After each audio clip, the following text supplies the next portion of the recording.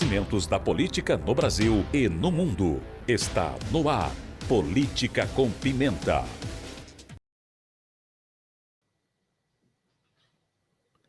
Voltamos com o seu Repórter Cultura, edição desta quinta-feira, dia 9 de março de 2023. São 7 horas mais 33 minutos, a hora certa por aqui, sempre no oferecimento de Lojas Hart, desde 1921 sempre presente. E nós vamos ao ar todos os dias no oferecimento do Supermercado Schütze, um amigo sempre perto de você. Você já está acompanhando, você que está aí nas redes sociais, acompanha a gente, já está vendo os nossos convidados do dia de hoje, nossos convidados fixos, né? Eles são convidados fixos aqui do Política com Pimenta, nossos comentaristas Osmar Bento Campreguer, Júlio Redel, para o nosso Política com Pimenta, quadro bissemanal, toda terça e quinta-feira, por volta aí das 7h30, 7h35, a gente começa aqui o Política com Pimenta, Júlio Redel e Osmar Campreguer discutindo, comentando os principais acontecimentos da política nacional. Muito bom dia, Júlio.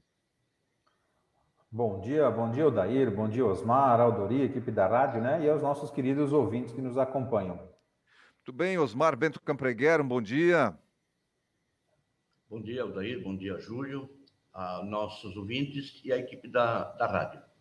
Muito bem, vamos começar. O primeiro tema do dia de hoje é o seguinte: o senador Jorge Seift, ele contratou aí o número 4, o Jair Renan Bolsonaro assume cargo no gabinete do senador Jorge Seift. Salário aí de R$7 mil, é o que informa o portal SCC10, aqui o SBT de Santa Catarina, e aí está colocado, Júlio, Jair Renan no gabinete do senador. Bem, assim, todos sabem, né, da proximidade do senador Jorge Seift com o ex-presidente Jair Bolsonaro, né? Essa proximidade é tão grande que, inclusive, o Seift era considerado aí o 06, né, da família.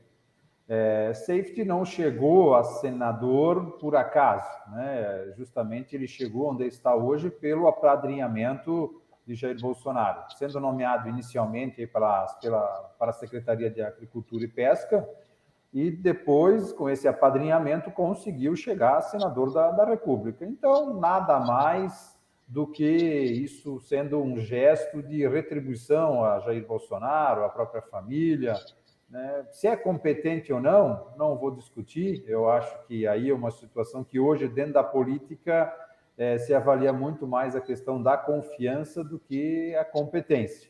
Mas, realmente, é uma situação a ser tratada, né, e acompanhada, né, de modo geral, assim, aos eleitores pelo resultado. Mas, com certeza, tem muita coisa, tem muita nomeação muito pior nos outros gabinetes.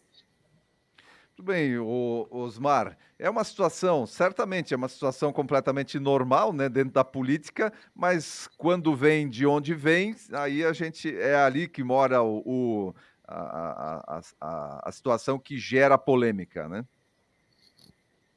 Vejo o constrangimento do meu colega em defender, mais uma vez, esse parasita da nossa gestão pública. Se o Seift é o sexto filho, então agora são 103 parentes que a família Bolsonaro já nomeou no gabinete, se apropriou, parasitou a República. Nós temos que ver que o Jair Bolsonaro foi um deputado do baixo clero. Jorge Seift é um senador do baixo clero. E, como já dito aqui, se jogar uma carteira na família Bolsonaro, fogem todos, porque não tem um que tenha uma padaria, que tenha um boteco, que tenha um empreendimento, por menor que seja. Todos vivem parasitando o poder público. Todos os filhos dependem do poder público. Não tem nenhum que tenha um empreendimento, que tenha criado um empreendimento e que seja um gestor, que esteja da iniciativa privada. Privada, a família dele tem que depender do Estado para sobreviver. E o Jorge Seift vai ser isso aí. vai ser o capacho do Bolsonaro no estado de Santa Catarina. Obras, benefícios para o estado, zero. Agora, é isso que a família faz, é se autoajudar.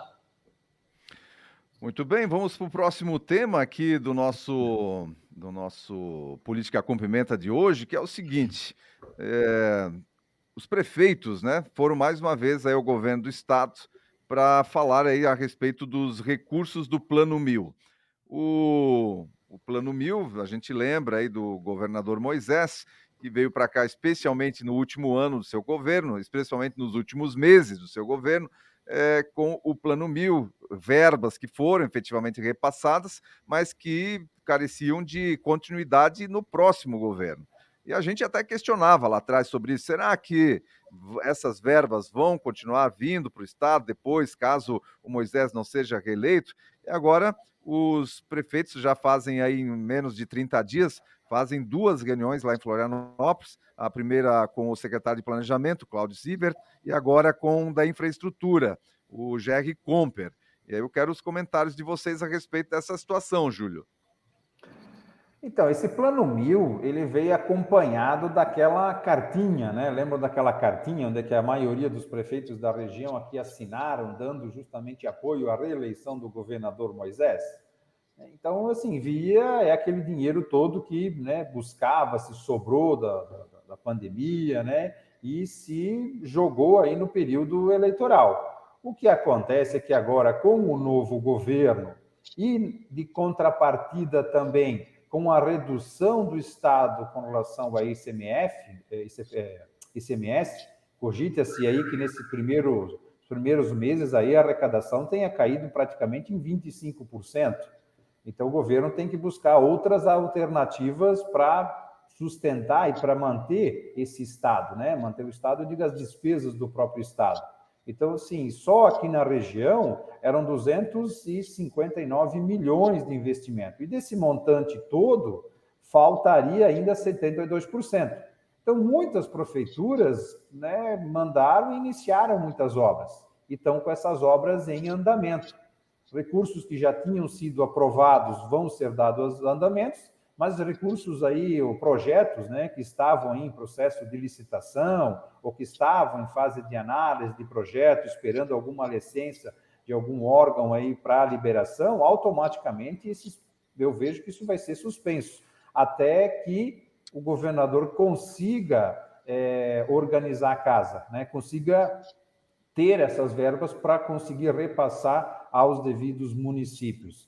Infelizmente, é necessário isso, né? O cenário nacional também não traz boas perspectivas com relação a essa parte de arrecadação, porque essa arrecadação ela vem da movimentação do comércio, ela vem da movimentação e da produção da indústria, e hoje a economia, assim como demais partes do Brasil, ela está um pouco travada, né? Os empresários estão inseguros. Então, eu acho nada mais justo que puxar o freio de mão. Infelizmente, é um desafio que os prefeitos vão ter que lidar, né? E aí, pensando em quê? Pensando também porque daqui a 2 anos tem eleições municipais.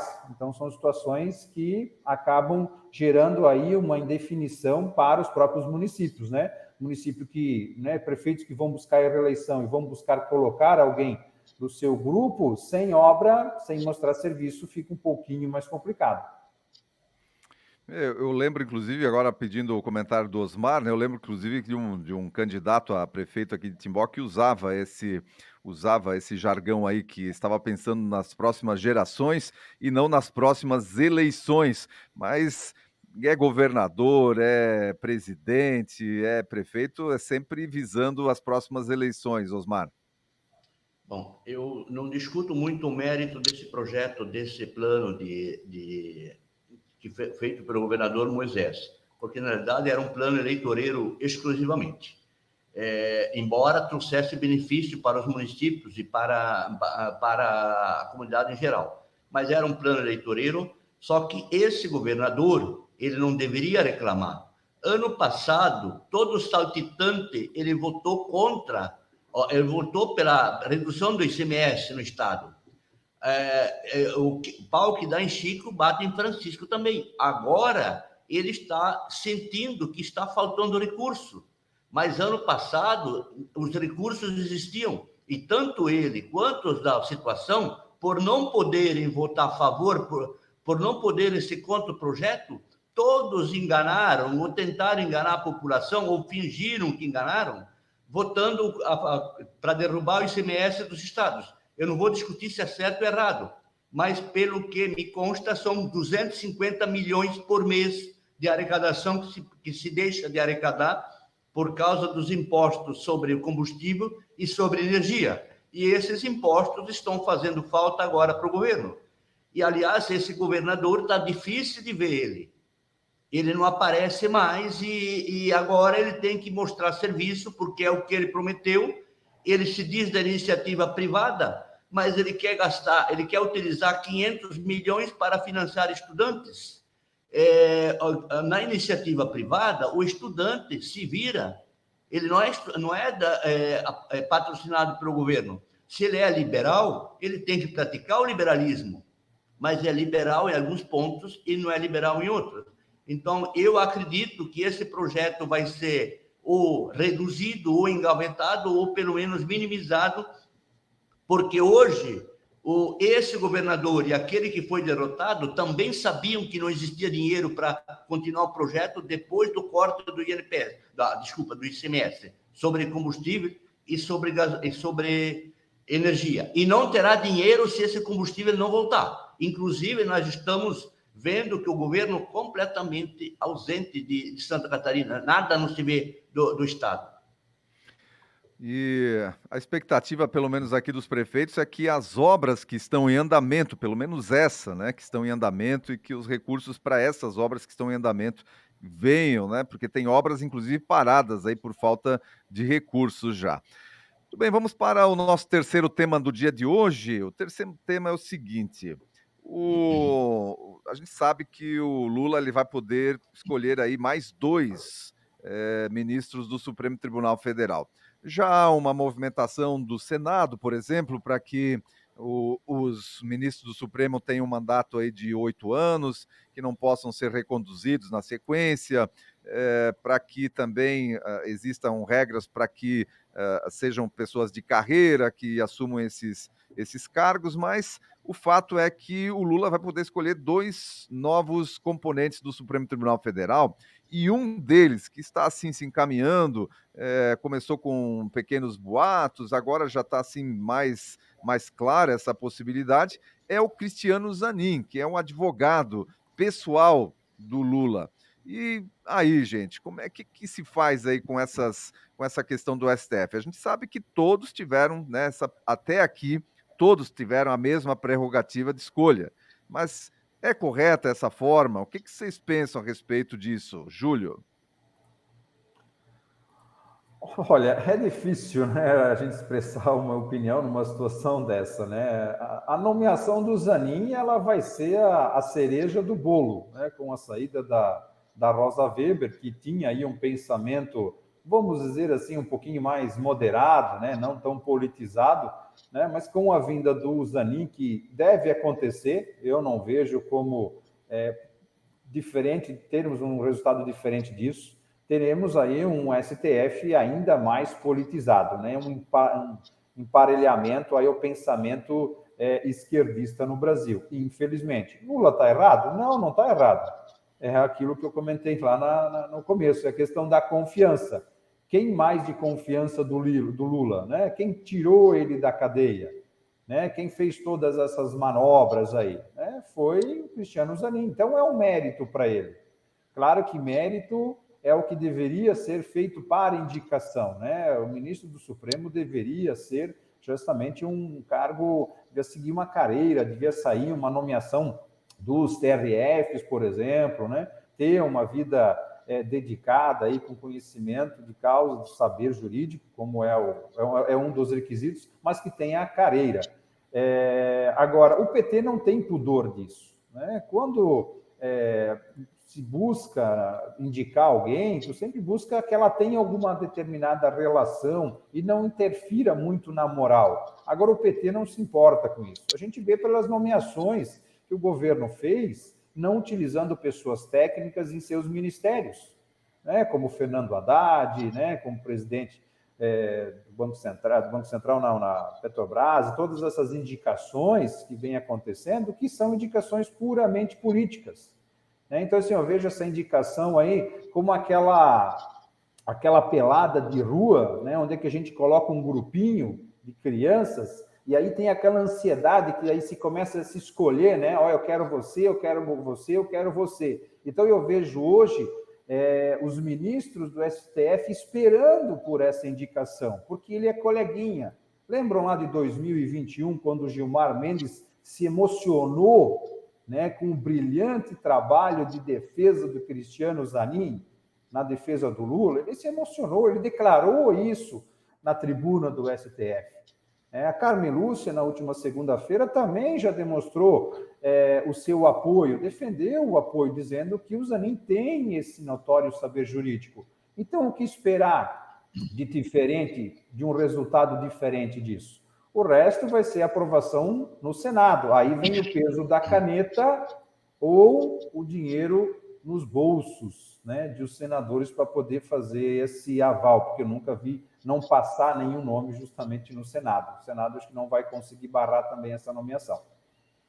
Osmar, seu posicionamento, Osmar. Bom, eu pessoalmente acho errado, primeiro, politizar o Supremo. Se eu fosse presidente aqui nessa posição que eu estou hoje, eu não nomearia uma pessoa nesse perfil. Primeiro, eu quero lembrar que o ex-presidente usou dessa mesma forma. O último ministro nomeado era amigo pessoal, era terrivelmente evangélico, era terrivelmente isso, terrivelmente aquilo. Então, os critérios são o mesmo. Outra coisa, o presidente pode até nomear o cozinheiro, a faxineira dele, desde que tenha... Nomear não, aliás, indicar. Desde que tenha conhecimento jurídico e atenda os requisitos. O Zanin atende os requisitos, cabe ao Senado ratificar o nome dele. Eu não falo o mesmo método que Bolsonaro usou vai ser usado agora. Eu acho isso errado. Eu sou contra esse tipo de nomeação. Não porque o Zanin não tenha qualidade. O Zanin, qualidades não lhe faltam. Mas eu acho que é politizar, de fato, o Supremo, e não é o ministro, devia ser uma pessoa menos envolvida em política. Então, isso eu acho errado nesses pontos. Mas não tem nada, absolutamente nada de errado em nomear não, indicar o Zanin. Inclusive, ele não vai ser indicado no lugar da Rosa Weber, mas sim do Lewandowski, que é o primeiro que vai sair em maio.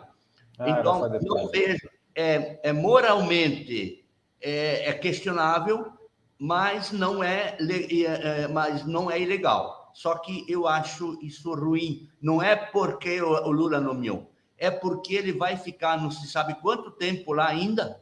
Ele vai ficar 30 anos como os outros, é muito tempo. E eu acredito que antes da nomeação, da indicação desse ministro, deveria haver uma definição sobre o mandato, que eu acho até mais importante do que a própria nomeação do ministro. Então, eu acho isso ruim para o Brasil. Entra A, coloca os seus, entra B, coloca os do time dele. Então, nós não precisamos ter um debate entre centro, direita e esquerda. Nós precisamos ter juízes lá que façam o trabalho a qual o cargo para o cargo que foi nomeado. Então, acho isso ruim para o Brasil, embora não acho nem ilegal, nem imoral, é absolutamente legal isso. Ok, nós vamos ficando por aqui então com Política com Pimenta de hoje. Esse foi o nosso último tema de debate para hoje, quinta-feira. Nós vamos voltar a partir da terça-feira. Terça-feira, 7h30 da manhã, estarão aqui o Osmar Campreguer e também o Júlio Redel para debater novos assuntos aí da política nacional. Agradeço a participação de vocês, desejando aí um excelente final de semana. Um abraço, Júlio. Um abraço ao Dair, ao Osmar, ao Dori, equipe da rádio, né? E a nossa audiência, um bom finalzinho de semana. Osmar, um abraço para você, até na terça. Abraço, Dair, abraço, Júlio, abraço a nossa audiência e equipe da rádio. Bom final de semana a todos. Até